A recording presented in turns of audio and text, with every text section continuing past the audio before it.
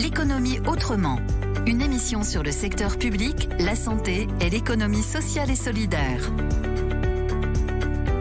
Bonjour à tous et bienvenue sur les ondes de Radio KPMG pour cette nouvelle édition de l'économie autrement, la première de l'année 2021 en ce mardi 26 janvier. L'occasion pour moi de vous présenter mes meilleurs vœux pour cette nouvelle année. Au micro, Guillaume Le Panéraire. Cette émission, l'économie autrement, est le rendez-vous mensuel de Radio KPMG destiné à décrypter les grands enjeux de la santé, du secteur public et de l'économie sociale et solidaire. L'édition d'aujourd'hui est consacrée à l'usage de la donnée publique par les collectivités territoriales. Un thème qui fait écho à la publication très récente d'une première étude KPMG commandée par la Banque des Territoires sur la stratégie de la donnée dans les collectivités territoriales. Ainsi, au cours de cette émission, deux invités s'exprimeront dans le grand angle. Claire Sachot, administratrice générale de la donnée au sein de Nantes Métropole, et Jacques Priol, président et fondateur du cabinet Civiteo et spécialiste de la gestion des données publiques. Nous terminerons cette édition avec un zoom dédié aujourd'hui à l'initiative Tech for Life Hub et le témoignage de son fondateur Philippe Naxon. Mais commençons tout de suite cette émission avec l'édito d'Erwan Kerrier, associé directeur secteur public au sein de KPMG et spécialiste de la Smart City. L'édito.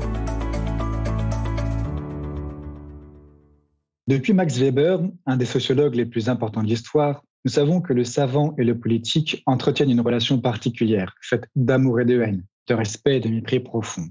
À l'heure où un conseil dénommé scientifique décide indirectement des espaces de liberté individuelle, il est un autre sujet plus sourd, assurément moins d'actualité, qui mugit dans nos villes et nos campagnes et par lequel le politique risque d'accroître terriblement sa dépendance à l'égard du savant. Jusqu'à disparaître, rien n'est moins sûr que le contraire. Il est difficile de proposer une définition précise de ce qu'est la donnée. En elle-même, une donnée a peu de consistance, une importance quasi dérisoire. Mais avec un multiple de milliards, lui-même multiplié par 1 milliard, on se rend compte à quel point une simple donnée, une seule, peut renseigner des modes de vie, des modes de transport, des façons d'habiter, de consommer, tout simplement des façons de vivre. Là est tout l'enjeu. La thématique de la Smart City, de la ville intelligente sur laquelle KPMG est aujourd'hui le cabinet leader, pose de très nombreuses questions éthiques, juridiques, politiques, démocratiques. C'est tout un ensemble de frontières qu'il faut interroger. Celle entre l'usager consommateur, qui peut accepter que ses données soient revendues par une entreprise, quand l'usager citoyen refusera sans doute qu'elle le soit par une collectivité.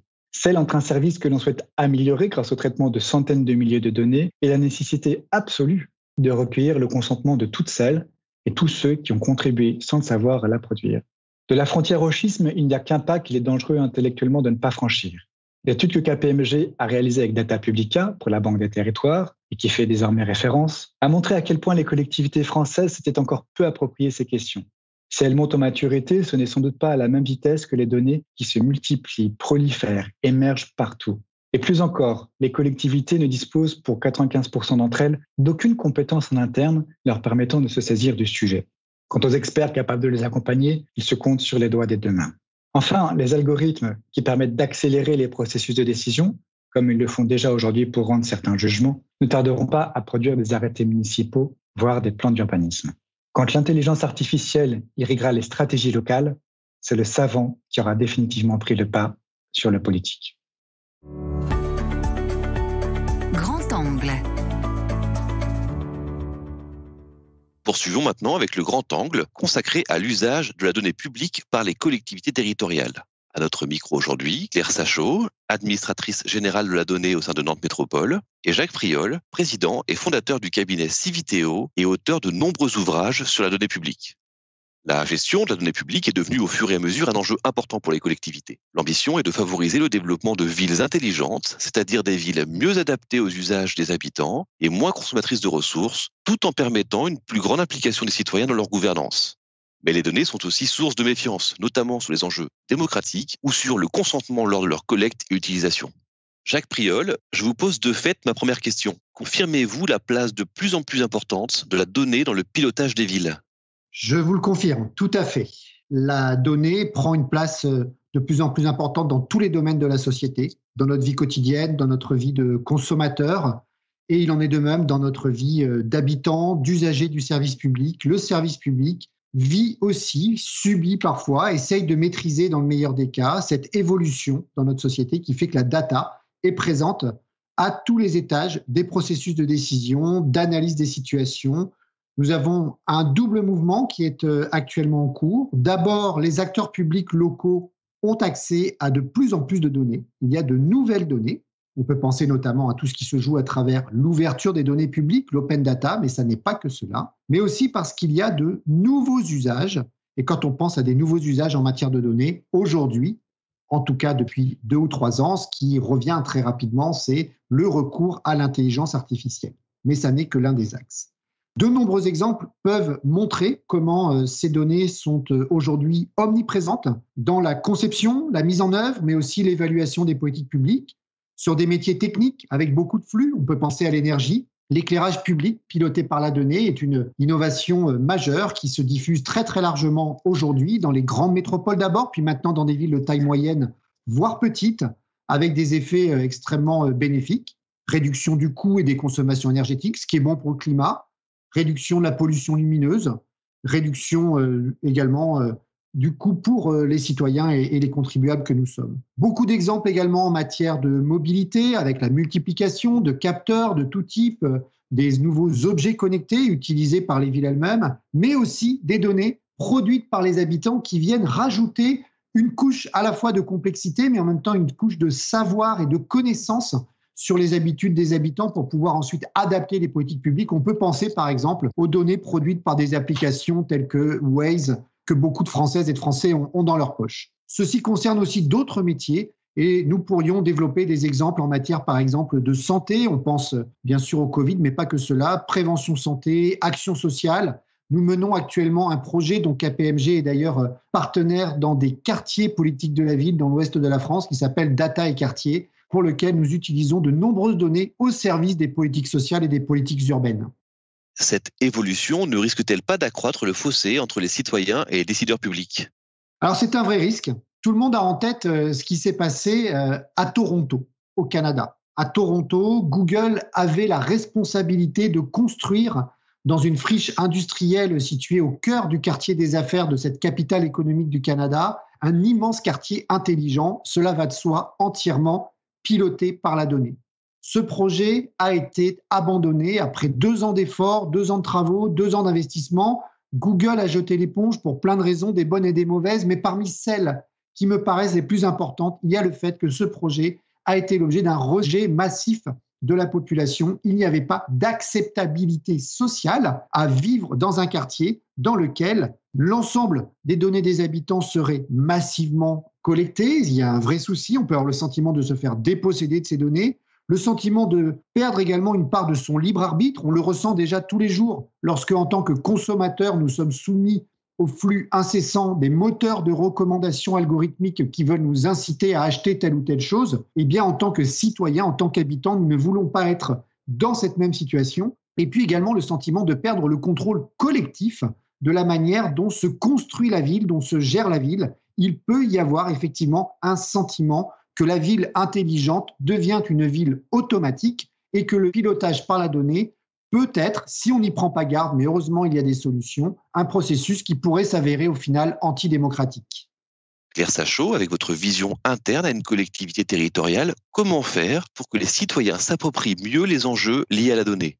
Oui, c'est effectivement une question très importante et c'est une volonté forte de la collectivité de venir accompagner cette sensibilisation des citoyens aux enjeux de la donnée. C'est important parce que la donnée, c'est pas qu'un sujet technique, c'est vraiment un sujet de société avec des enjeux éthiques, des enjeux démocratiques et aussi des enjeux de citoyenneté numérique. C'est pour ça que Nantes considère qu'elle a un rôle à jouer à la fois pour venir aider les habitants à mieux comprendre quels sont leurs droits numériques et comment elle peut les faire valoir, mais c'est aussi aider à faire mieux comprendre à quoi ça sert la donnée quand on va gérer une ville, en quoi ça peut aider à améliorer notre service public de collecte des déchets ou à proposer des applications qui vont venir aider les citoyens dans leur quotidien. Donc, concrètement, l'année dernière, on a démarré une première action pour aider les adolescents et leurs parents à mieux gérer leur vie privée sur Internet. Et puis, c'est quelque chose sur lequel on aimerait vraiment aller plus loin, avec un vrai programme d'éducation populaire à la donnée,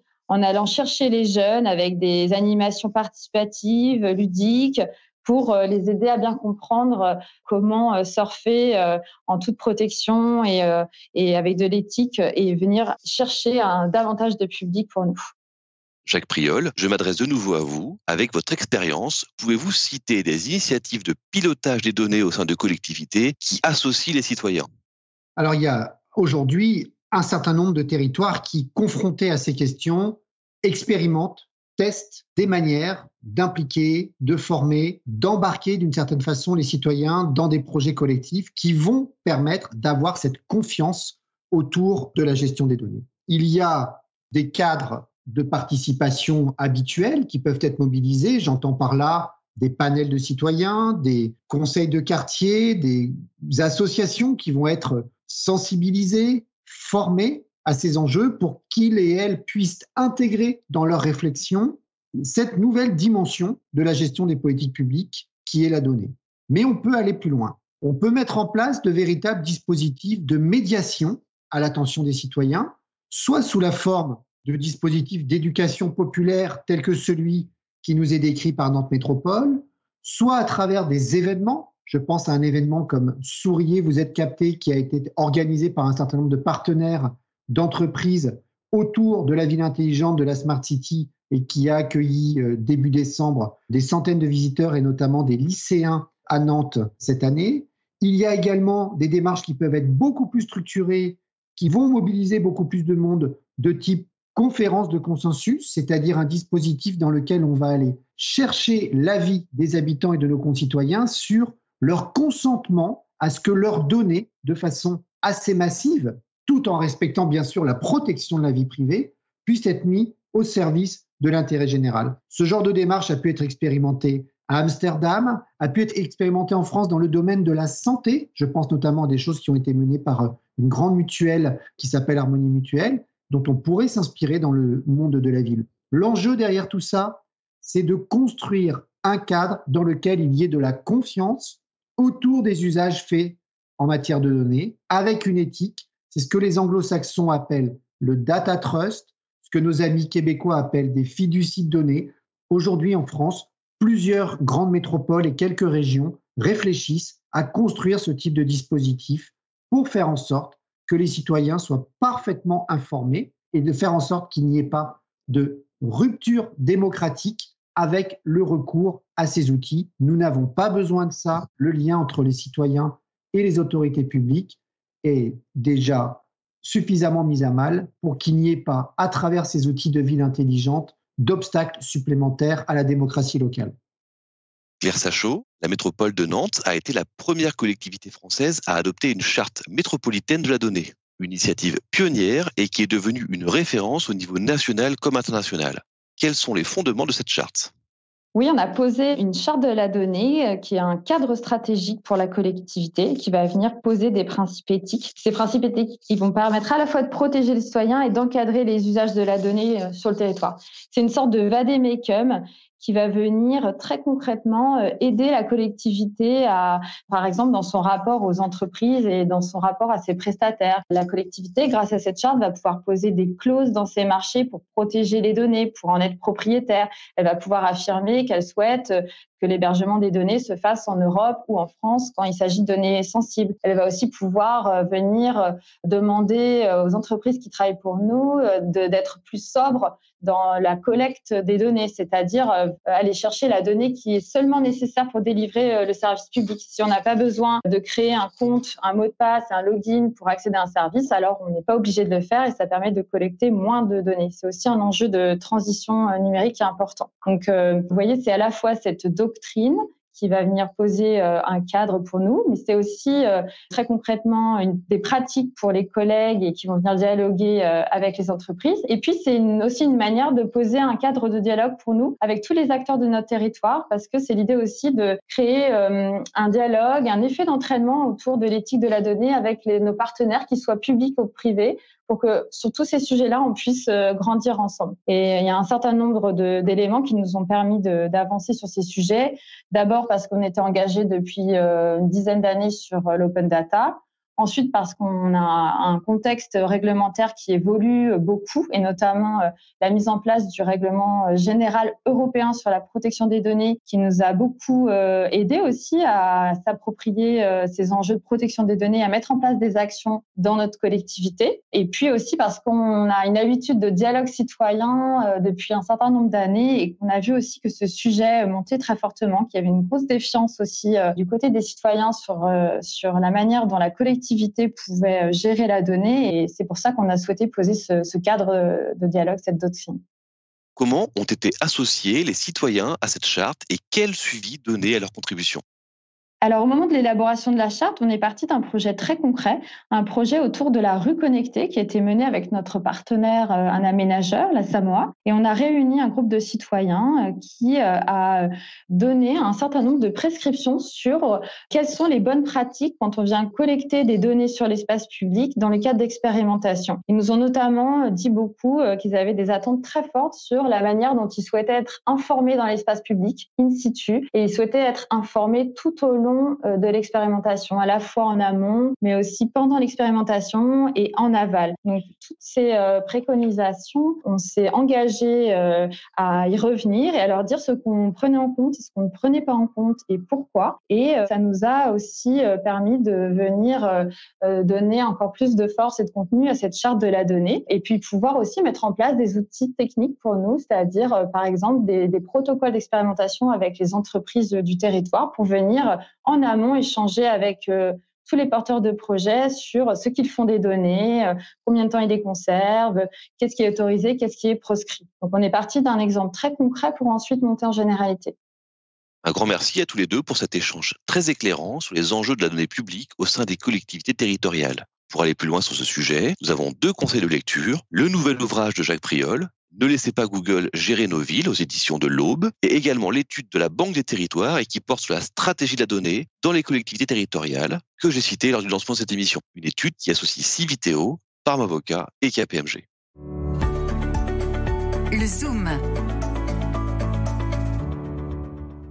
Dans la dernière rubrique de cette émission, nous avons convié Philippe Naxon pour nous parler de son projet Tech for Life Hub.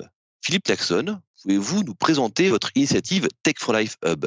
Oui, avec plaisir. La crise du Covid-19 a réellement mis l'accent sur l'urgence d'adresser des problématiques dans le secteur de la santé, notamment avec des problématiques de malnutrition, ou encore dans le secteur de l'éducation, avec des problématiques notamment de décrochage scolaire et ou d'environnement, et plus encore, bien évidemment, auprès des populations les plus défavorisées. Donc, on est également parti du constat que la technologie était aujourd'hui un outil d'accélération incontournable, et que si on arrivait à lier les deux, on pouvait créer une initiative d'accompagnement, donc de plateformes physiques pour développer des initiatives à impact sociétal et environnemental. Et c'est donc dans ce cadre que nous avons créé le Tech for Life Hub. Où en êtes-vous aujourd'hui dans la mise en place de ce projet ? Aujourd'hui, nous sommes en phase d'élaboration du Tech for Life Hub et nous avons d'ailleurs le plaisir d'être associés à la Fondation KPMG, mais aussi à la ville de Pantin, ce qui nous permet d'avoir un ancrage local fort et de pouvoir identifier des problématiques sociétales et environnementales qui sont rencontrées par ces populations et de proposer une solution pour régler ces problématiques. Donc, nous avons bénéficié également d'un écosystème déjà créé depuis un petit peu plus de 3 ans, qui a eu vocation, comme vous le disiez tout à l'heure, à promouvoir des innovations qui vont dans ce sens, et donc d'être accompagné par des expertises fortes sur des thématiques, encore une fois, très pragmatiques, et qui maximisent aujourd'hui nos chances de succès pour voir ces projets se réaliser dans les meilleures conditions possibles et de pouvoir les financer in fine. Avez-vous encore des besoins afin de concrétiser cette initiative ? Alors oui, nous avons des besoins et bien évidemment financiers pour pouvoir animer cette communauté. Votre message est passé. Merci beaucoup à vous Philippe Naxon pour votre témoignage. Ainsi se termine la 8e édition de l'économie autrement. Merci encore à nos invités et également à tous les contributeurs à cette émission. Nous vous donnons rendez-vous le 23 février prochain pour une nouvelle édition de l'économie autrement. À bientôt et portez-vous bien. Notre application est disponible sur l'App Store et Google Play.